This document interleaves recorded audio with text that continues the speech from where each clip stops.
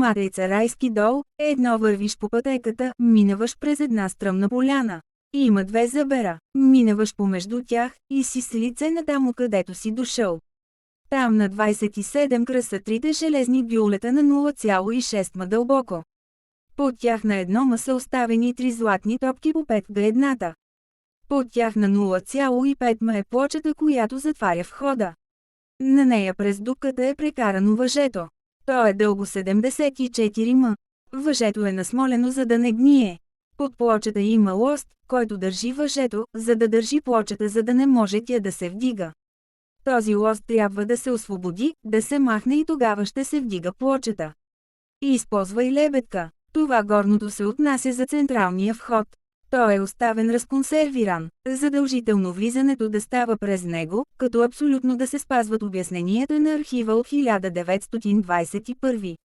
Две като слезеш долу, движи се само наляво по тунела. На излизане върви отдясно. Има заложени капани на въртящи се плочи, които като ги задействаш падаш долу при блъховете и отровните змии в канала. Като стигнеш и застанеш пред желязната врата, да не стоиш повече от 3 минути. Пред вратата има релефна змия. Удря се с тежък, боен чук главата на змията. Това е секрета за отваряне на вратата. След като се отвори вратата, се слага желязна релса, за да не се затвори след 10 минути. Отвътре се отваря по същия начин. Удря се главата на другата змия. Вратите са тежки по 1 тон. 3 За да се влезе в залата, трябва да намерите металния капак, посочен на картата. Мястото е затрупано с камъни и пясък на дълбочина 2 м. На 0,5 м затрупахме 3 броя железни топки от по 5 га едната. Намерят ли се топките, да се знае, че входа е на още 1,5 м дълбоко. Стига се до капака. Той е железен с дупка и възел от желязно въже, по което се слиза до тунела. Долу ви чака невиждана красота и зет. 4 реката, входа, по който може да се влезе, е с 2 врати летящи, от желязо и тежат по 1 тон. Едната врата се отваря само с удар с железния чук и трябва да се удари точно по главата на змията, релефната, която е на вратата. След 10 минути се затваря сама. Отворете я отвътре по същия начин с удар по другата змия или сложете дългия железен прът на релсата водоравно. Отвън дръпни желязната верига силно. Върви само вляво. Зала 1, централна част на поставка от слонова кост се намира. Та на ВВ. В тази са нанесени около 7000 същава бая с пълно описание. За най-големите съща и секрети за около 300 гробници и погребения, богати на зет накити и съдове. Зала 2, там ще намерите и най-ценната. Насосите от Трета империя, сборник от ОСКВ. И мехлеми за всички болести и мумифициране. Рецептите са над 40 000 брои и са изумителни. Там има 2 златни бюма от по 50 драма с балсам за мумизиране. Зала 3, в нея се намира зето от всички църкви на Балканите. Купища зет. Тук трябва се внимава с змея със светещите очи, защото на всеки кръгъл час се завърта и може да убие всеки, който е наблизо. Голям е 5 м и дебел 1 м. Очите му светят. Те са от чисти диаманти. Тялото му е пълно с изумруди и камъни безценни. Зала 4, златната врата, тя има секрет на отваряне. Виж описанието на влизането вътре. Легенда, листове към албума. Пред църквата тя е изходна за останалите зали, които са 4 на брой. В зала 1 само предната част е платинена. Излиза се през вратата, направена от чисто зет. Масивните зетохли са от Египет. В зала 1, внимание, не вземайте камъка, който е космичен и сложен във вода, защото за 1 минута вдига 2000 градуса температура. Да се внимава на края на тухлите, и има метална решетка, която се обръща, щом стъпиш. Може да попаднеш в змиярника. Чакате смърт. Внимание! При влизане да се върви само вляво по тунела. При излизане да се ходи само вдясно. Танъв остави вътре австриеца Кунт Шварцвалд на 14,08, 1924. 11 са стъпалата до тунела, през който се стига до малката куполна зала. Дължината на тунела е 68 стъпки. Вход 1 метъл, 160 м дълга. Въже 73 м дълго са в еднакво 200 м дебелина, въжето е насмолено. През 3 метра площадки. Вход 2, скален от умък, въртящ се, затъпен отвътре. Вход 3, стъпала 11 броя. Ниво на коритото. Входа е опасен. Понататък продължавам с извадки от работния бележник на Кръстю Кръстев поле в 1921, Ямбол. Подземната пещера е открита от римляните. В писменостите останали от тях се споменава, че около 1600 година тези пещери са посещавани от извънземни цивилизации. В пещерата още при откриването за нея, там е имало много загадъчни и несъществуващи на Земята. В един от многото папируси, които се намират там, пише, че този, който се опита да изнесе нещо, го чака скорошна смърт. Храма е построен от чужда цивилизация. Размерите са 163-105 метра. Ето как изглежда той, голям олтар с височина 25 м. Ширина 8 метра отляво и отдясно има 3 не по-малки олтари. Всичките 7 броя са едно цяло. Левия и десния са по-малки и са поредни входове за залата. От главния олтар до подиума, който е от платина, водят 9 стъпала с ширина от 3 до 5 метра. Те са от чисто зет. Площадката, при която завършват стъпалата, представлява огромен метален подиум, направен от чисто бяла платина. Пред зете стълби има парапет пиринчен. От двете му страни са две полукръгли платинени стъпала 4 метра и 6 метра.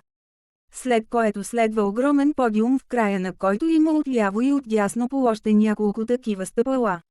От двете страни на платинените стъпала продължават извитите парапети от платина. Отдясно и отляво, където завършват по малките олтари, има огледала в платинени рамки, гравирани с размери 6 на 6 метра, и големият подиум. На подиума са, като застанеш са, у олтара има гравирана космическа летяща чиния, заградена в кръг. Всички олтари са с парапети, водещи надолу и встрани, също от платина. Накрая на стъпалата от злато нагоре е окачен в платинен цвят камък, под който е златен трон на владетелят, който е седнал с скръстени крака по-турски. От дясната му страна има голяма елипсовидна картина в зет рамка с размери 3,5 на 2,5 метра, на тъмносин фон като небе са изписани две ракети, политащи нагоре. От лявата му страна също такава картина с същите размери, но на по-светло син фон са нарисувана летяща чиния. Долу при големите огледала има едно слон, гледайки нагоре, стои един, не се чете добре, десния е чисто бял, а левия е в сиво с богато обкичени ерки. На гърбовете им има, на главите на слоновете по един чув води. С златни чалми на главата, с дълъг жезъл златен с фигури на края. Отляво сивият слон е покрит с на метало, което е покрито с скъпоценни камъни, и на гърба му животно, подобно на куче от чисто зет. Пред десния слон, гледан отгоре надолу, по-малък отгоре, слон на специален фундамент от мрамор, направена от скъпоценни камъни. Най-скъпият камък на света с големина около 1,5 метра на 0,8 метра. Бял с релеф на мида, хлътнала навътре като. Над него има нещо като жена с тава, разбера какво е точно, но гравина златна с момиче, с разперени ръце от чисто зет, обкичено от зелени, подобно на паяжина. Долу пред средния парапет на подиума има нещо като улична гравирана лента, цялата в черно, и на върха 3 черни лебена с змийски глави. По белия слон има впрегнати коне, които стоят като изкуствени камъни от чисто злато в истински размери. На гърба му има нещо като сребърен сам, от платина гравиран, от който се спускат надолу бродираните ресни в бяло и зелено. На главния подиум, гравирана от злато и цветни камъни хълки с размери метър на метър, от която излиза нагоре ваза от същия материал, сиво, зелено, розова и светло-червено, като на върха е златният змей с извита около него и глава. От двете страни има по едно пазач с златен бастун. Пред сивия тъмния слон стои грамаден лъв, покрит почти целия с бяло бродирано на метало, с жълто на цвят. Изобщо всичко, което се вижда, е от злато, изумруди, платина и диаманти. Може би всичкото това е донесено от друг свят, изглобено в този храм. В този храм има някои неща, които показват, че има пръст космическа намеса на други пришелци. На огледалата можеш да се огледаш от всички страни, от всякъде, многоизмерно виждане. А приближиш ли се на метър разстояние от тях, образа изчезва. До златното хене, с конче, стои камък колкото чув юмрук. Камъка е от космоса, а сложи ли се във вода, вдига моментално 4000 градуса, а може би 2000 топлина. Всичко, което можете да видите в този храм, е несъществуващо на нашата Земя. Няма по-голямо богатство от това. Не може да се опише. В цялата зала на храма има много хора облечени в скъпи дрехи, животните са отзети са като истински. Тайната на влизането в храма към този папирус на оризова хартия. Всичките 4 входа са дадени точно с размерите и посоките. Пред главния вход, който е с две летящи двойни врати, на който отвън и отвътре има направени релефни изображения на змийска глава. До вратата има голям боен железен чук. Необходимо е да се удари главата на смока и тя влиза навътре. И тогава вратата се отваря. Когато искате да излезете от залата, също направете и от вътрешната част на вратата. Пак с удар по змийската глава. Вратата се затваря сама при определено време. Отвън на вратата има метален кръгъл прът, който се слага на релсите, за да не се затваря вратата. Отвън на входа, централния, има на 2 метра надолу кръгла метална плоча с топка в средата, което е края на металното въжел маслено. Пробката е дълбока около 70 метра. Долу следва тунел с опасностите в края, както и дупката с змиярника с отровните змии. Движи се само в дясната страна под тунела, на разстояние не повече от 1,5 м от стената към средата на тунела. Отгоре на всеки 3 метра има площадка за почивка. Вход 2 той се намира при долно ниво на реката. Входът е затворен с голям гранитен камък подложен отвътре на, който потих, и се премества отвътре завързан за стоманено въже и се движи с помощта на зъбни колела. Вход 3 при него влизането започва от 11 броя стъпала, където след тях започва тунел с 68 стъпки до една от залите. Вход 4 това е резервен изход от на юг като посока както е даден на чертежа. Наличности в залите, първи, храма, втори, хранилище, то съхранява зет римски и египетски монети, пръстени, хиляди съдове, сандъци с зетопков и много зет. Трети, склад, тук се съхраняват скъпоценните камъни, изумруди. Хранилище, едната част е от 60 000 зет тухли, които не са били използвани с размери 30-15-4 см. В тази зала има и метал неизвестен на местните хора на земята.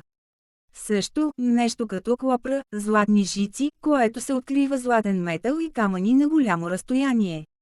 Това нещо издава плътен звук и приближавайки се усилва. Има и няколко съндъка с книжа, много карти на космоса, звездите и друго. На 10,07, 1921 заедно с моя приятел турчина Алис, с когото работихме 5 в Анкара в турския секретен архив, на всички богатства.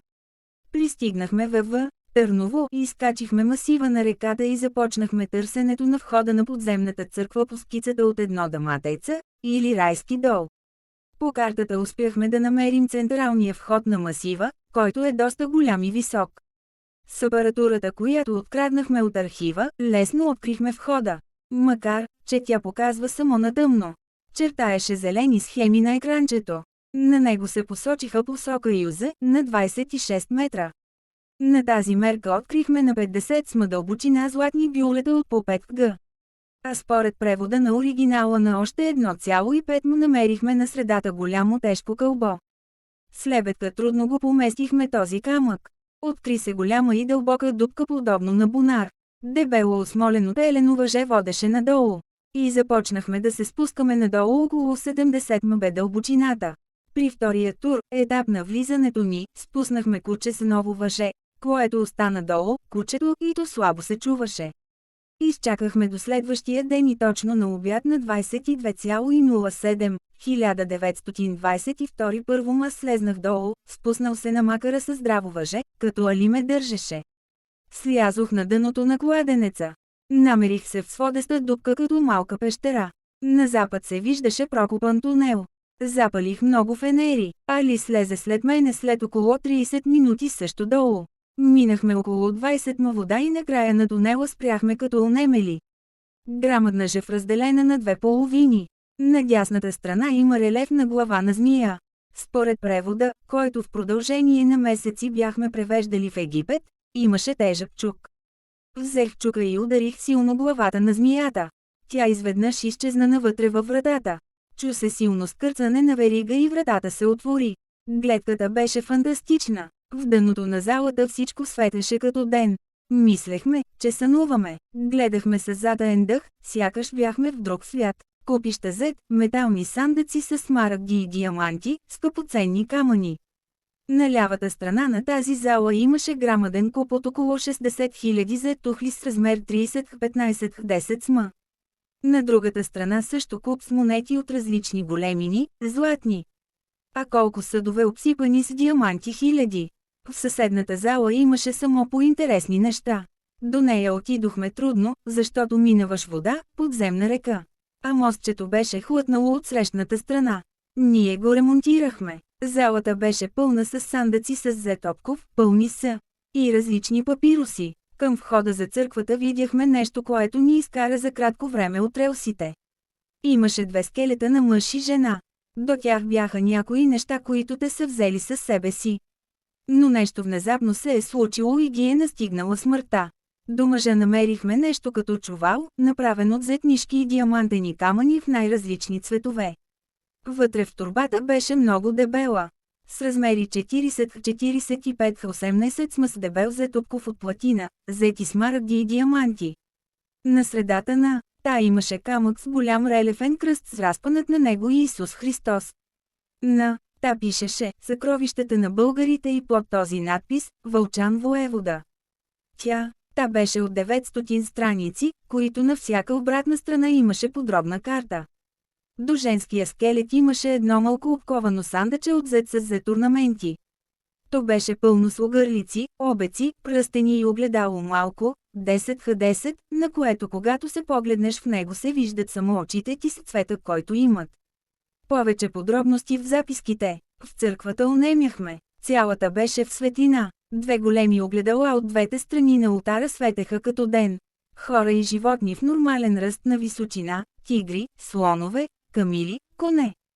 Грамаден подиум от платина с огромни парапети. Над ултара грамаден камък приличаш на отворена мида издаваше страхотна светлина, сякаш. Не може да се опише това чудо, защото е много мистериозно, та сякаш сънуваш. Всичко ще опиша сали допълнително. Излязохме към 17 часа на 22,07, 1923. Няколко дни след това, на 27 юли влезнахме отново. Взехме зет монети, нищо повече и по 2-3 шепи камъни. Входът затворихме по същия начин. На 10 октомври моя приятел Алито внезапно почина. Къщата му изгоря до основи, заедно с него. В него беше скицата на Матейца първи. Нуна, я бях прехвърлил на оригинала на гърба, 4 декември 1923. Днес бяхме на Матейца, защото трябваше да вземем малко зет. Ето какво заварихме там с моя приятел Салито. Планинския масив бе на доста места на дупки. Търсили са входовете. Някой е попаднал наблизо до резервния вход и там е копал, но не е успял. Всички други входове проверихме и се оказа, че не е влизано в църквата. Никой от предното идване преди 4 години, тук не е идвал и влизал. На 13 август слезнахме на дъното на централния вход. Влязохме вътре, трудно ни беше, защото аз съм зле със здравето и имам чувството, че това ще бъде последното ми влизане, посещение на Матейца. Взехме около 50 монети и 10 диаманти, изумруди и неща. Носехме специален апарат за снимки. Времето беше много лошо и долу гъмжеше от змии. Една от тях ухъпа Салито и той за кратко време издаде богодух. Погребах го долу, близо до златните тухли. Много трудно излязох горе. Бяха ми нужни 7 часа, но успях. През целият следващ ден работих по закриването на входа, на главния вход. Сложих метален прът на първата площадка, който промуших през металното въже и го законтирах така, че който не знае, не може да вдигне плочата. Затворих входа добре и заминах за София. Всички, които снимахме вътре и извадих в следващата година на гланцова хартия са прикрити от мене. Всичко, което е на снимките се намира на друго място, което ми е под ръка, защото Матейца, не ще мога да отида вече. Просто ме е страх да сляза долу. Всичко това съм покрил в лозето на Катеринината майка в челния на 2 метра дълбочина. Ето какво съм заровил там, около 100 монети златни различни 250 бразет съдове. Метален съндък с диамантени изумруди и скъпоценни камъни. 3 уреда за търсене на зет, които са от друга планета и предполагам, че които могат да се видят на цветните картички. Единия уред, който е като кандило, може на 5 км да ти покаже къде има зет и може да ти го покаже с точност до 1-2 см. В най-голямото се открива петрол, и започне ли да се върти около оста си, значи има. Линиите показват на каква дълбочина се намира. Средния уред, и той е много интересен. С него можеш да чуваш разговори от каквато дълбочина, височина или дължина желаеш. Той е книга роботи се чуват гласове от космоса, на неразбираем език. На задната част, където са кубетата ти излиза екран и можеш да наблюдаваш какво става в космоса, Слънцето и останалите планети. Тези неща съм сложил в златен съндък, и са 60 сме под съдовете. Запомни, това е страшно нещо. Кандилницата нощно време пуска синкаво червен лъч в посока, където е златото и те води на сантиметри до него. Когато златото и много трите топки с бодаите, в него се въртят много силно. Горната му част, на кандилницата, е като конус V. Местото, понеже е наклонено от към мил, там където съм ги заровил, съм подложил големи камъни, за да не се получи свличане от дъждовете, затова внимавайте с тях. По-добре да си стоят там. Те не са за нас. 06-08-1952 къпа входа за Матейца. Едно да, може да се намери последния начин, ако тръгнеш по пътеката към билото до голямата пукнатина, която е на съза, ще стигнете голяма скала, която има форма на зъб. Зад нея ще се изкачите по наклонената пътека. А щом стигнете най-високата точка на билото, завивате надясно и тоя връх остава пътя, на който сте дошли, нещо не е ясен текста.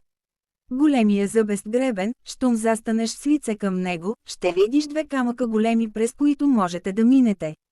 Ако минете през тях, на 27 кръг от левия камък посока си е равно мястото. Там е затрупан входа с метални или местни плочи на 1,5 м дълбочина. С апарат може да се открие, защото на плитко сложих 3 метални бюлета, а под тях на 1 м дълбоко сложих 3 зет бюлета. С продължение от описа ми за Матейца в 1953. Последното влизане в подземната черква Матейца стана на 04-09-1953. Синът на Алито ме помоли да го заведа на гроба на баща му. Слезнахме през входа на билото, защото той беше най-стабилен. През цялото време залата, където е много тясно, успяхме да влезем и стигнахме до гроба на баща му. Стояхме там кратко време. Взехме монети. Дадох на момчето му около 20 га монети. На трикма от входа ме чакаше моя приятел с кола. Условието беше момчето да бъде свързани очи през цялото време по пътя, също и на връщане. Интересното е, че този път намерих нещо много интересно, за което имах сведение, но чак сега го открих. Подобно на кандилото, третия уред, златното коренче, което лекува всичко.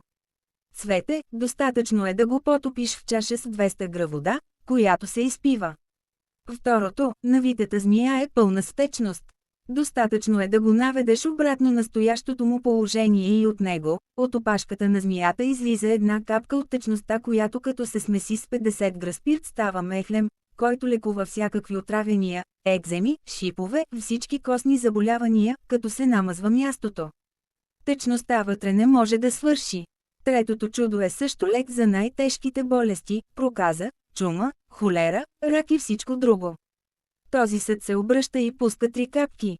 С капка живак или шива, не се разбира, течност смесва се с 200 г вода, 50 части спирт и се изпизава 3 дни.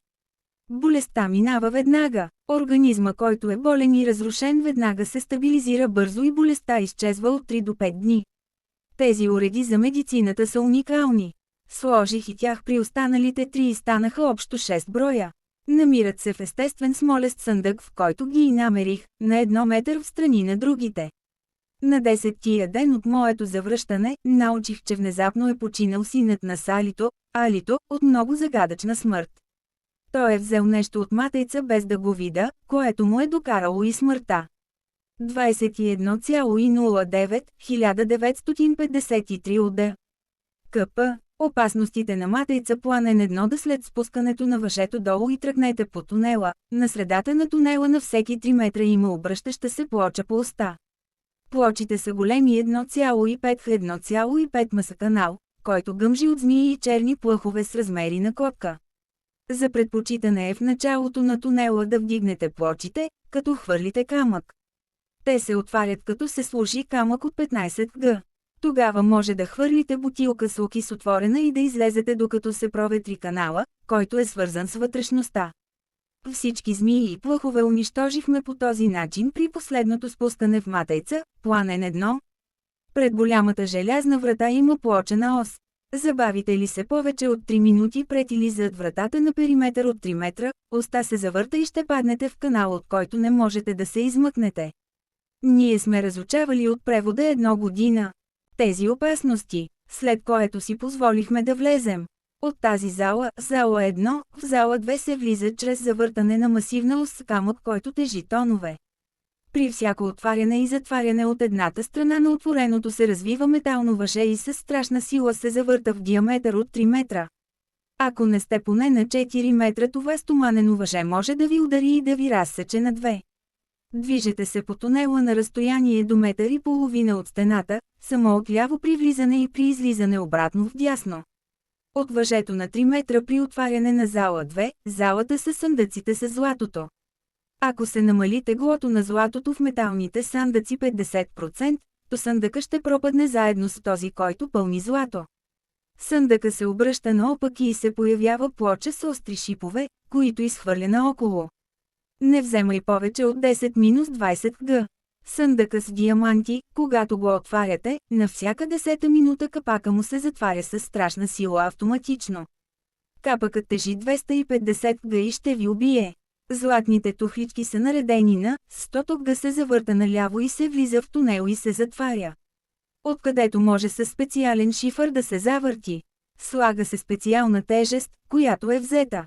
Ако се вземат тези тухлички, то на двата края, където са наредени, има дупки навътре и лостове железни с дебелина 1 педя. Вкарайте лостовете отляво и дясно и тогава можете да пренесете всичките 60 000 тухлички където искате. Пред главния олтар, ако искате да вземете големия камък светещ, който е като мида, ще стане тъмно като фрог в подземието и оттам ще излезне един кюнет пълен с отровен прах, който ще унищожи всичко живо в цялото подземие. Не пипайте камъка, съндъците са, те сме обезвредили, оттам сме взели някои карти и преместени са двете, и в които са посочени огромните съща на територията на бая и лечебния албум. Картите за движенията по-късно са си там и много други. Не ги взехме, защото те трябва да са там на тая температура. След като махнете слоя от парафина. Запомнете, когато дойде в месеца пълнолунието и датата 7 до 15 на месеца не може да се излиза от подземието. Тогава се отваря от въжето долу и камъка, оттам всички входове и изходи се пълнят с вода и плъхове от каналите, които нападат всичко живо. Книгата с мехлемите за мумизиране е на лозето. Тя не е преведена. Нямаше кой. Ходихме в Египет, Сирия, Индия, Америка и на други места, но езика е неразбираем. Може би извънземен, но тя е от 100 000 страници и тежи 42 г с златно покритие и текстове с рисунки и формули. Голяма е с размери 50-50, но за всеки месец на 7 му число сменя цвета и текста. Пазете я, тя е в лозето заедно с съндъка, в който стоят и в слой от парафин и дръ. ДД 10,09, 1955. Моето момче, след смъртта ми много неща ще са в твоите ръце. Ти си ми истинския наследник.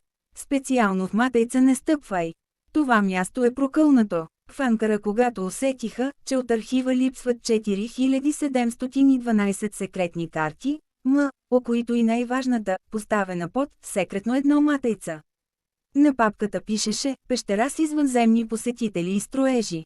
Убиха 4 чов, които държаха секретните шифри на сейфовете в архива Анкара. Уредихме с Алито да заминем с група заминаваща за Египет за Александрия. Но трябваше да придружаваме престка. За Турция на стойност $20 милиарда неща, които бяха в пирамидите в Египет и от долината на царете. С Алито сложихме опътка от Индонезия. Не го разбирам добре и купихме я с него от Джакарта през 1936. Успяхме да вземем с нас уникати, които още не бяха размумизирани, Едно глава на фараон с златна маска, бастун от взети диаманти, опали и изумруди. Бастун, за който се говореше, че е извънземен.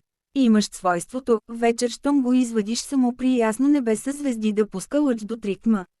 Луч, който може да те отведе до центъра с никакво отклонение, там където има съще, скъпоценности, злато, камъни от едно га нагоре. Тези неща, моето момче, ще бъдат твои: Матейца, Коенец, Мадара, съкровището на Мурат, златната мина в Маджарово, златният тунел Маджарово. Съкровището на Осман Паша в Плевен, конската пещера Хасково, в която има златна жена 50 см. Дължина около 5 км. Всичко това и още 7000 същава бая сме открили с този бастун. В Анкара аз бях с турско име фалшиво. За 5 глас научих отлично турския език. Успях, но ти внимавай, моето момче. Избери си честен приятел, умен, спокоен и да не е алчен. Всичко ще е във вашите ръце. Света може да е ваш. Тези неща са на лозето в даде. Не бързай да ги вадиш. Подсигури по сигурно място от това и тогава го мести. Ще ти опиша подолу точно какво съм заровил в дада на лозето и къщата на баба Велика. Пазете къщата да е ваша.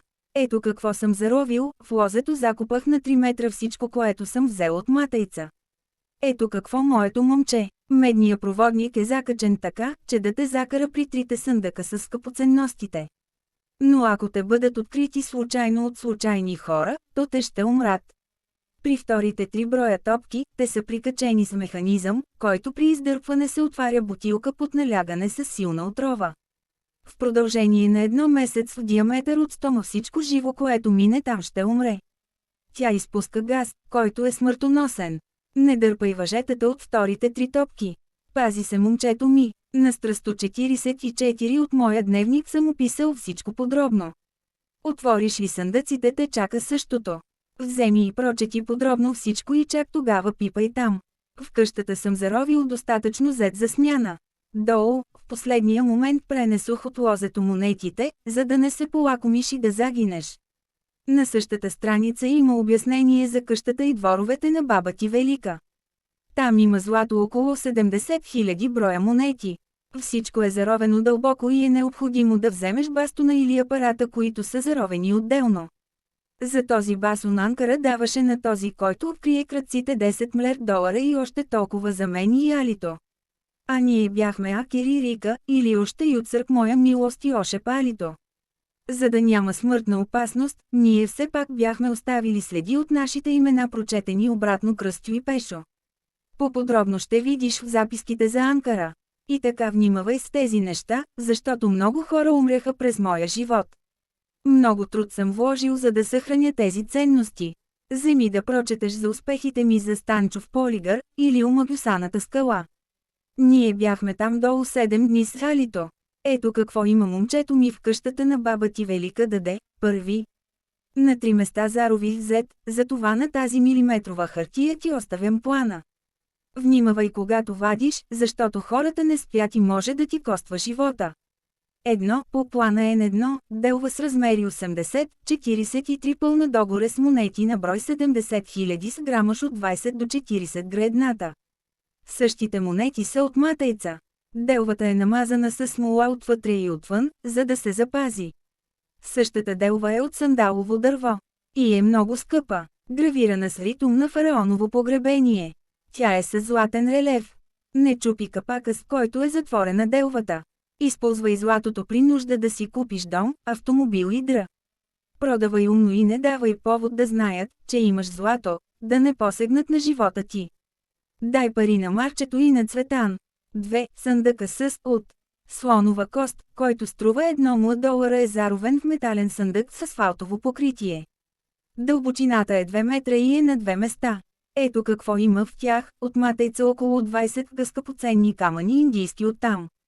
Състоят се от опал, смарагди, диаманти, изумруди в естествено състояние, необработени, нешлифовани. Един брой само струва около $5000.